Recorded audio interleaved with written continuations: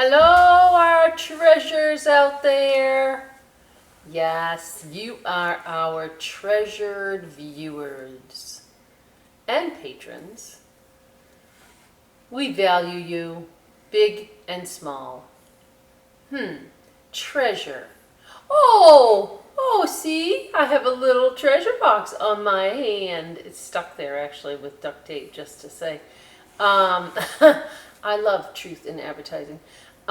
So anyway, it's stuck there, but this is the craft. And look how tiny it is. Because some people love to collect little tiny things. Buttons, stamps, little shells, coins, etc.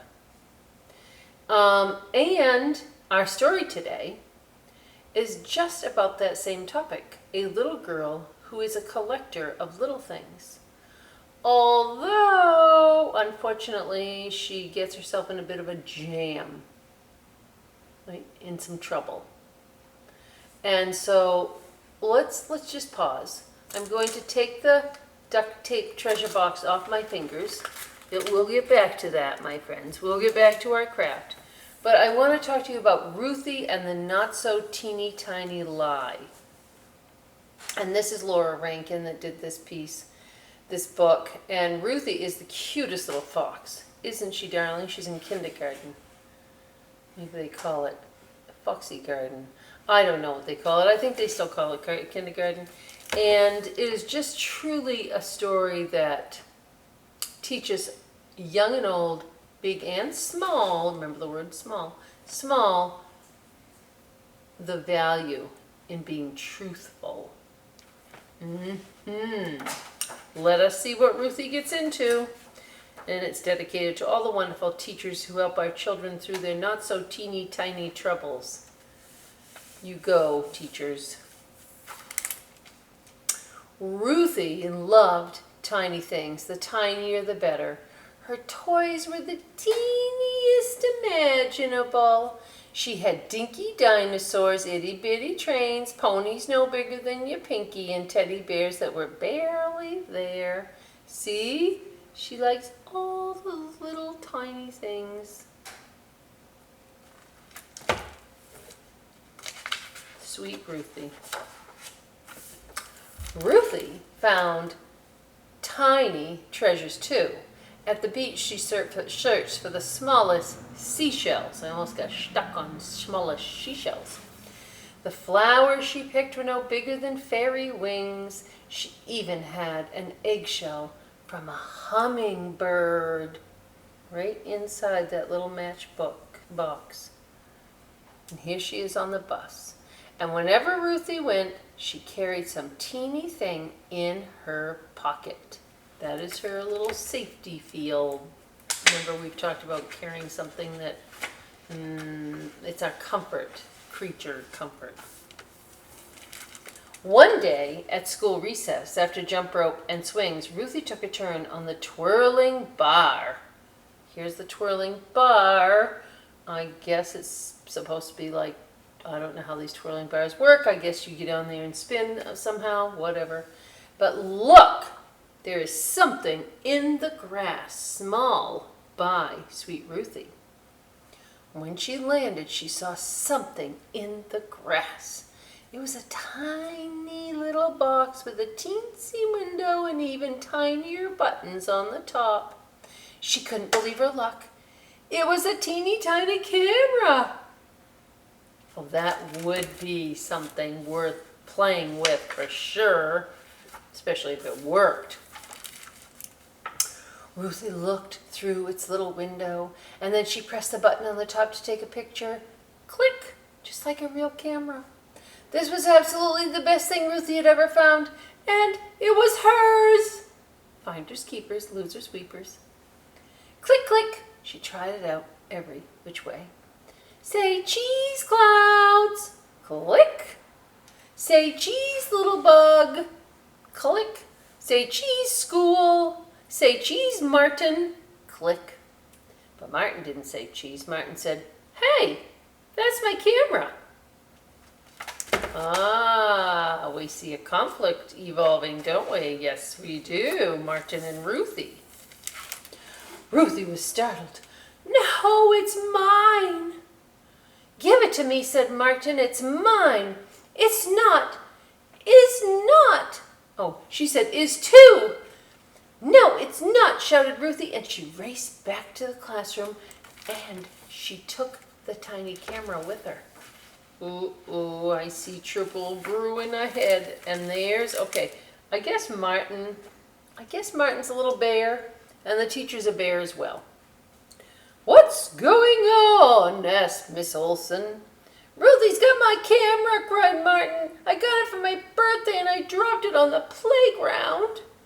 But Ruthie wanted that teeny tiny camera in the worst way. It's mine, she yelled. I got it for my birthday. Uh-oh. Did Ruthie get this for her birthday? Camera shakes no back and forth. Ruthie found it on the twirly little thing on the playground.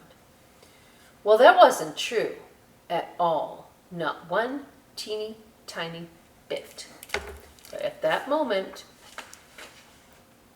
Ruthie told a lie. Mrs. Olson looked at Martin and she looked at Ruthie. Goodness, this is a problem, she said. The camera can't belong to both of you. I'll keep it safe in my desk drawer for now. Let's talk about it again tomorrow. Always good, new fresh day, smart teacher. Ruthie's stomach flip-flopped all the rest of the day because she knew she was telling a fib. She couldn't remember the answer of 2 + 2. And when Mrs. Olson read a story, every word flew straight out the window because Ruthie's mind was on her fib that she told. The bus ride home took forever. Look at little Ruthie. Hi, Ruthie, said Mama. How was school?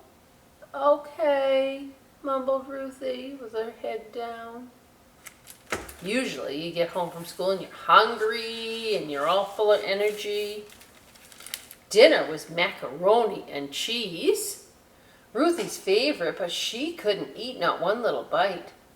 Aren't you feeling well? Asked Papa. I'm not hungry, she said. At bedtime, Ruthie was close to tears. Oh, you can see her family's concerned. This isn't normal, and they're worried Ruthie might be sick. She's not sick. She's just having a bad feeling about lying. What's the matter? Asked Mama.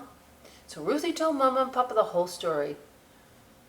What do you think went wrong there? I had to flip it around. Asked Papa. I said it was my camera, cried Ruthie, and it's not. It's gonna be okay, said Papa. You made a mistake, and tomorrow you can fix it. I think Mrs. Olson and Martin will understand.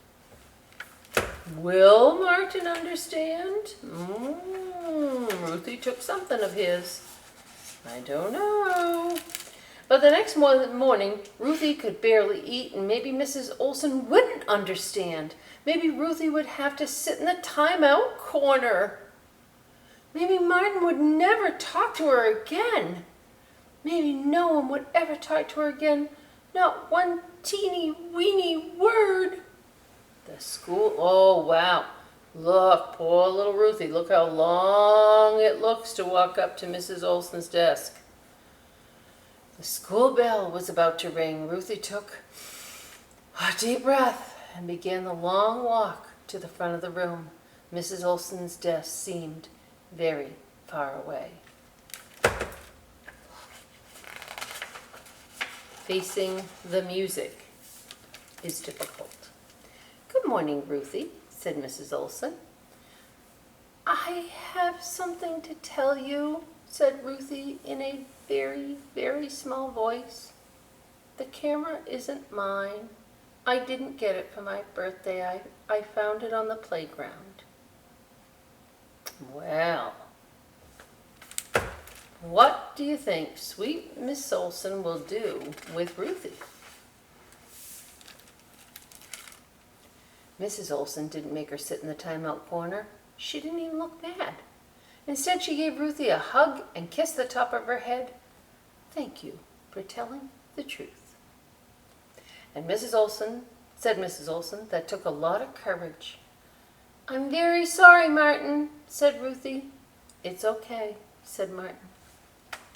Which is very big of Martin to accept that apology. Good for Martin. All at once, Ruthie's stomach stopped flip-flopping, and she even skipped a little all the way back to her desk. She got the right answer, 2, 3 plus 7, in math.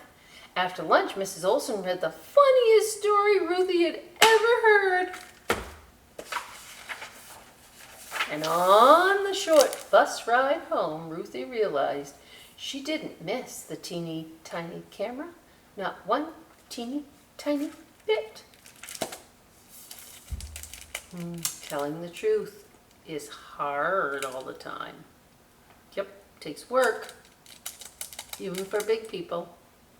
So we learn a lot from Ruthie's story. I said Lucy and I meant Ruthie. Her story and how she handled this with the support of her parents. Yeah? Okay, let that just sink in for a minute, because you have all that love and support too at home. I know you do.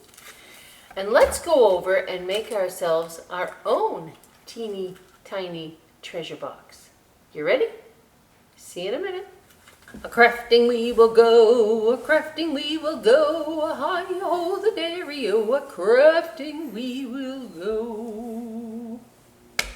Well, I was going to say it's a super easy craft. Well, everything's easy once you know how to do it. So this is how you make the treasure box. Now this is the tricky part, and you I believe are going to need some help with your big people in your life. You cut this all out. Now, full disclosure, I'm not a puzzle maker. I'm not very patient about that kind of stuff. And this is kind of like a puzzle, right? Having to try and figure something out like that. So I personally cut these 2 side pieces right off, right here. So if you notice, my treasure box doesn't have anything on the side. It just closes like a little box. And for my purposes, this is absolutely perfect. But if the big person in your life is really great at putting all these pieces together for you, yay. That's what I say.